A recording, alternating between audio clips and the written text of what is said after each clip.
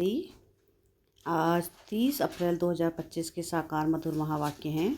मीठे बच्चे, बाप तुम्हें पुरुषोत्तम बनाने के लिए पढ़ा रहे हैं। तुम अभी कनिष्ठ से उत्तम पुरुष बनते हो। सबसे उत्तम है देवताएं।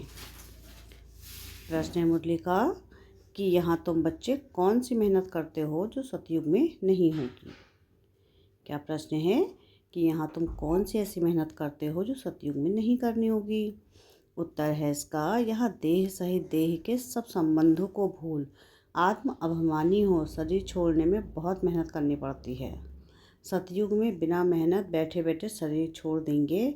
अभी यही मेहनत व अभ्यास करते हो कि हम आत्मा हैं, हमें इस पुरानी दुनिया पुराने शरीर को छोड़ना है, नया लेना है। सतयुग में इस अभ्यास की ज़रूरत नहीं।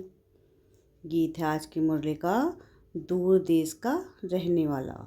ओम शांति।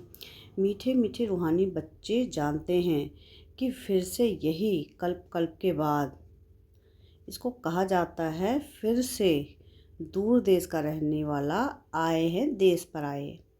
यह सिर्फ उस एक के लिए ही गायन है, उनको ही सब याद करते हैं। वह है विचित्र, उनका कोई चित्र नहीं। ब्रह्मा विष्णु शंकर को देवता कहा जाता है, शिव भगवान उवाच कहा जाता है। वह रहते हैं परम धाम में, उनको सुख धाम में कभी बुलाते नहीं, दुख धाम में ही बुलाते हैं। वह आते ही हैं संगम युग पर। यह तो बच्चे जानते हैं कि सतयुग में सारे विश्व पर तुम पुरुषोत्तम रहते हो। मध्यम कनिष्ठ वहाँ नहीं होते। उत्तम ते उत्तम पुरुष यह श्री लक्ष्मी नारायण है ना, इन्हों को ऐसा बनाने वाला श्री श्री शिव बाबा कहेंगे। श्री श्री उस शिव बाबा को ही कहा जाता है। आजकल तो सन्यासी आदि भी अपने को श्री श्री कह देते हैं, तो बाप ही आकर इस सृष्टि को पुरुषोत्तम बनाते हैं। सतयुग में सारी सृष्टि में उत्तम ते उत्तम पुरुष रहते हैं। उत्तम ते उत्तम और कनिष्ठ से कनिष्ठ का फर्क इस समय तुम समझते हो। कनिष्ठ मनुष्य अपनी नीचाई दिखाते हैं। अभी तुम समझते हो कि हम क्या थे, अब फिर से हम स्वर्गवासी पुरुषोत्तम बन रहे हैं। यह है ही संगम युग। तुमको खातिरी है कि यह पुरानी दुनिया नहीं बननी है। पुरानी सो नई, नई सो पुरानी जरूर बनती है। नई को सतयुग और पुरानी को कलयुग कहा जाता है। बाप है ही सच्चा सोना, सच कहने वाला, उनको त्रुट कहते हैं।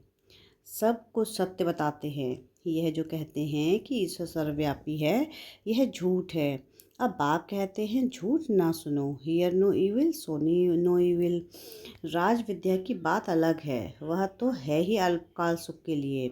दूसरा जन्म लिया फिर नए सिरे पढ़ना पड़े, वह है अल्पकाल का सुख। यह है 21 जन्म 21 पीढ़ी के लिए। पीढ़ी बुढ़ापे को कहा जाता है। वहाँ कभी अकाल मृत्यु नहीं होता। यहाँ तो देखो कैसे अकाल मृत्यु होती रहती है। ज्ञान में भी मर जाते हैं। तुम अभी काल पर जीत पहन रहे हो। जानते हो वह है अमर लोक, यह है मृत्यु लोक। वहाँ तो जब बूढ़े होते हैं तो साक्षात्कार होता है कि हम यह शरीर छोड़ जाएं, बच्चा बनेंगे, बुढ़ापा पूरा होगा और शरीर छोड़ देंगे। नया शरीर मिले तो वह अच्छा ही है ना। बैठे बैठे खुशी से शरीर छोड़ देते हैं। यहाँ तो उस अवस्था में शरीर छोड़ने के लिए मेहनत लगती है। यहाँ की मेहनत वहाँ फिर कॉमन हो जाती है। यहाँ देह सहित जो कुछ है सबको भूल जाना है, अपने को आत्मा समझना है, इस पुरानी दुनिया को छोड़ना है, नया शरीर लेना है। आत्मा सत्व प्रधान थी तो सुंदर शरीर मिला, फिर काम चिता पर बैठने से काले तमो प्रधान हो गए। जो शरीर भी सांवरा मिलता है, सुंदर से श्याम बन गए। कृष्ण का तो नाम कृष्ण ही है, फिर उनको श्याम सुंदर क्यों कहते हैं। चित्रों में भी कृष्ण का चित्र सांवरा बना देते हैं, परंतु अर्थ नहीं समझते। अभी तो तुम समझते हो कि सतो प्रधान थे तो सुंदर थे, अभी तमो प्रधान श्याम बने हैं। सतो प्रधान तो पुरुषोत्तम कहेंगे, तमो प्रधान को कनिष्ठ कहेंगे। बाप तो एवर प्योर है, अब आते ही हैं हसीन बनाने, मुसाफिर है ना। कल्प कल्प आते हैं, नहीं तो पुरानी दुनिया को नया कौन बनाएंगे। यह तो पतित छीछी दुनिया है। इन बातों को दुनिया में कोई नहीं जानते। अब तुम जानते हो कि बाप हमको पुरुषोत्तम बनाने के लिए पढ़ा रहे हैं। फिर से देवता बनने के लिए हम सब ब्राह्मण बने हैं। तुम हो सतयुगी ब्राह्मण। दुनिया यह नहीं जानती है कि अब संगम युग है। शास्त्रों में लाखों वर्ष कल्प की आयु लिख दी है, तो समझते हैं कलयुग तो अभी बच्चा है। अभी तुम दिल में समझते हो कि हम यहाँ आए हैं उत्तम से उत्तम कलयुगी, पति से सतयुगी, पावन मनुष्य से देवता बनने के लिए। ग्रंथ में भी महिमा है। मूत पलीती कपड़ धोए, परंतु ग्रंथ पढ़ने वाले भी अर्थ नहीं समझते। इस समय तो बाप आकर सारी दुनिया के मनुष्य मात्र को साफ करते हैं। तुम उस बाप के सामने बैठे हो, बाप ही बच्चों को समझाते हैं। यह रचना और रचना की नॉलेज और कोई जानते ही नहीं। बाप ही ज्ञान का सागर है। वह सत्य है, चैतन्य है, अमर है, पुनर्जन्म रहित है, शांति का सागर, सुख का सागर, पवित्र का सागर है। उनको ही बुलाते हैं कि आकर यह वर्षा दो। तुमको अभी बाप 21 जन्मों के लिए वर्षा दे रहे हैं। यह है अविनाशी पढ़ाई। पढ़ाने वाला भी अविनाशी बाप है। आधा कल्प तुम राज्य पाते हो, फिर रावण राज्य होता है। आधा कल्प है राम राज्य, आधा कल्प है रावण राज्य। प्राणों से प्यारा एक बाप ही है, क्योंकि वही तुम बच्चों को सब दुखों से छुड़ाए अपार सुख में ले जाते हैं। तुम निश्चय से कहते हो कि वह हमारा प्राणों से प्यारा पारलौकिक बाप है। प्राण अलग आत्मा को कहा जाता है। सब मनुष्य मात्र उनको याद करते हैं, क्योंकि आधा कल्प के लिए दुख से छुड़ाए शांति और सुख देने वाला बाप ही है। तो प्राणों से प्यारा हुआ ना।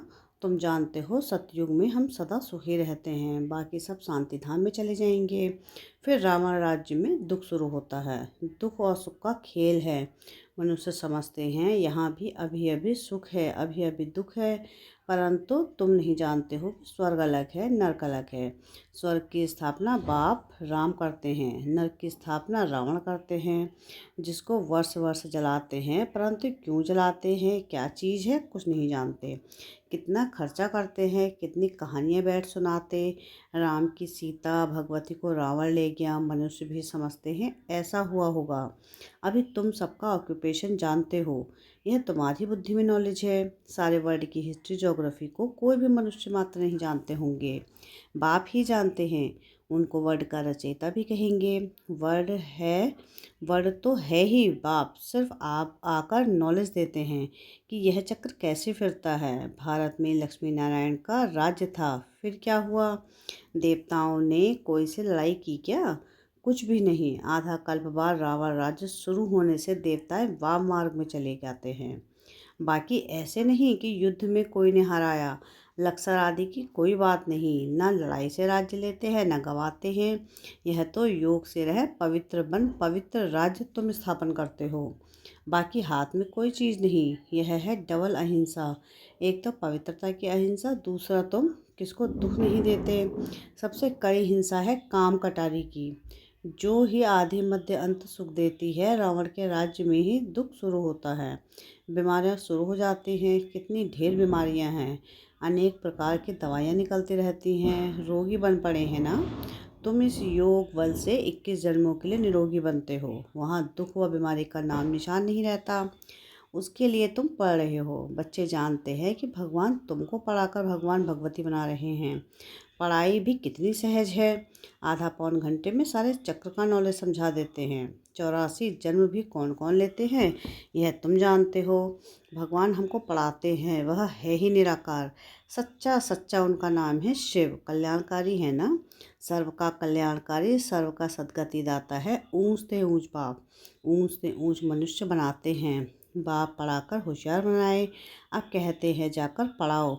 इन ब्रह्मा कुमार कुमारियों को पढ़ाने वाला शिव बाबा है। ब्रह्मा द्वारा तुमको अडॉप्ट किया है। प्रजापिता ब्रह्मा कहाँ से आया, इस बात में ही मूझते हैं। इनको अडॉप्ट किया कहते हैं बहुत जन्मों के अंत में। अब बहुत जन्म किसने लिए?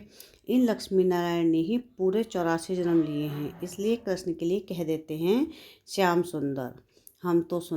हम सो सुंदर थे, फिर 2 कला कम हुई। कला कम होते होते अभी 9 कला हो गए। अभी तमो प्रधान से फिर सतो प्रधान कैसे बने? बाप कहते हैं मुझे याद करो तो तुम पावन बन जाएंगे। यह भी जानते हो कि यह रुद्र ज्ञान यज्ञ है। अब यज्ञ में चाहिए ब्राह्मण। तुम बच्चे ब्राह्मण हो, सच्ची गीता सुनाने वाले, इसलिए तुम लिखते भी हो कि सच्ची गीता पाठशाला। उस गीता में तो नाम ही बदल दिया है। हाँ, जिन्होंने जैसे कल पहले वर्षा लिया था वही आकर लेंगे। अपने दिल से पूछो कि हम पूरा वर्षा ले सकेंगे। मनुष्य शरीर छोड़ते हैं तो हाथ खाली जाते हैं। वह विनाशिक कमाई तो साथ में चलनी नहीं है। तुम शरीर छोड़ोगे तो हाथ भर तू, क्योंकि 21 जन्मों के लिए तुम अपनी कमाई जमा कर रहे हो। मनुष्यों की तो सारी कमाई मिट्टी में मिल जाएगी। इससे तो हम क्यों ना ट्रांसफर कर बाबा को दे देवे। जो बहुत दान करते हैं वह तो दूसरे जन्म में साहूकार बनते हैं। ट्रांसफ़र करते हैं ना, अभी तुम 21 जन्मों के लिए नई दुनिया में ट्रांसफ़र हो। तुमको रिटर्न में 21 जन्मों के लिए मिलता है। वह तो एक जन्म के लिए अल्पकाल के लिए ट्रांसफ़र करते हैं। तुम तो ट्रांसफ़र करते हो 21 जन्मों के लिए। बाप तो है ही दाता। यह ड्रामा में नूद है। जो जितना करते हैं वह पाते हैं। वह इनडायरेक्ट दान पुण्य करते हैं तो अल्पकाल के लिए रिटर्न मिलता है। यह है डायरेक्ट। अभी सब कुछ नई दुनिया में ट्रांसफ़र करना है। इनको यानी ब्रह्मा को देखा कितनी बहादुरी की। तुम कहते हो सब कुछ ईश्वर ने दिया, अब बाप कहते हैं यह सब हमको दो।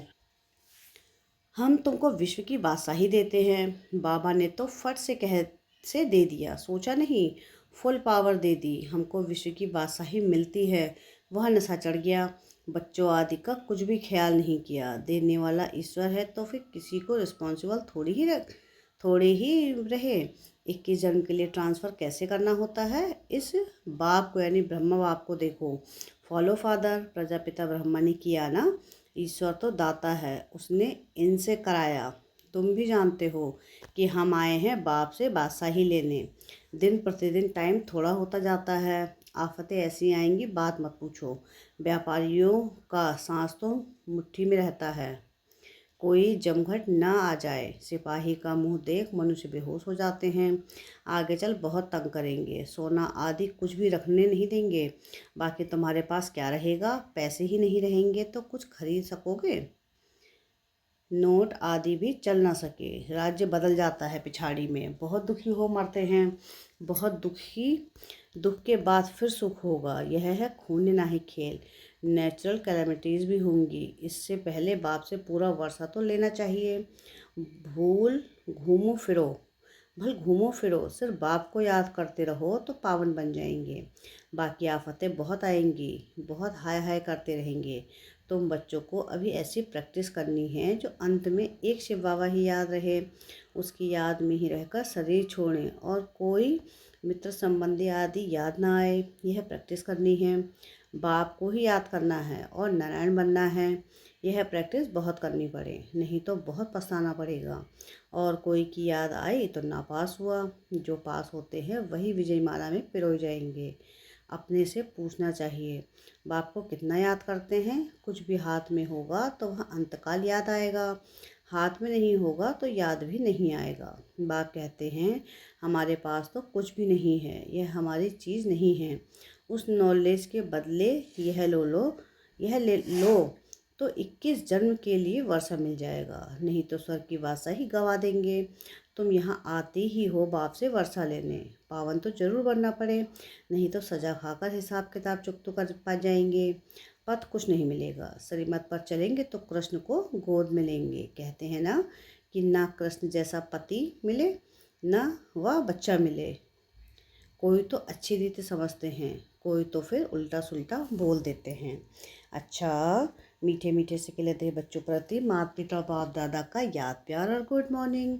रूहानी बाप की रूहानी बच्चों को नमस्ते।